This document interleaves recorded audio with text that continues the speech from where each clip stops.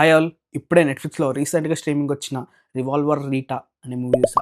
Starring Keerthy Suresh and Sunil. First of all ఈ movie ఎప్పుడొచ్చిందని నాకు నిజంగా తెలీదనమాట. ఇది థియేటర్‌లో కూడా రిలీజ్ అయిందంట.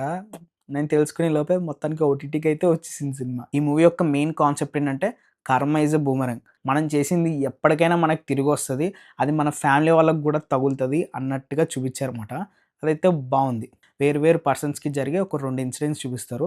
వాళ్ళిద్దరి మధ్య జరిగే స్టోరీని చూపిస్తారనమాట. ఈ జరిగే స్టోరీలో మనకి మన హీరోయిన్ ఎలా ఇన్వాల్వ్ అయింది, సునీల్ ఎవరు, ఇట్లా కొన్ని క్యారెక్టర్స్ వస్తారనమాట. ఒక 5 డిఫరెంట్ క్యారెక్టర్స్ వస్తారు. ఆ 5 డిఫరెంట్ క్యారెక్టర్స్‌కి ఈ 2 ఇన్సిడెంట్స్‌కి మధ్యన రీజన్ ఏంటి?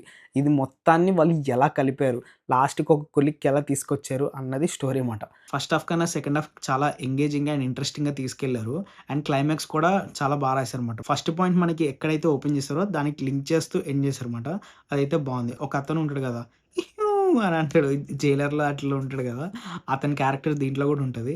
అతని క్యారెక్టర్ బావుంది మాట. మంచిగా చేశాడు. మనోడు తింగరగా ఉంటాడు గానీ, యాక్చువల్‌గా మనోడే కొంచెం తెలివిగా స్టెప్స్ తీసుకుంటాడు. అదైతే బావుంది మాట. సినిమా అయితే నాకు నచ్చింది. వీకెండ్‌కి అయితే మంచిగా ఫ్యామిలీతో సహా మంచిగా చూడొచ్చు మాట. సరే మరి నెక్స్ట్ వీడియోలో మళ్ళీ కలుద్దాం. అంతవరకు బాయ్.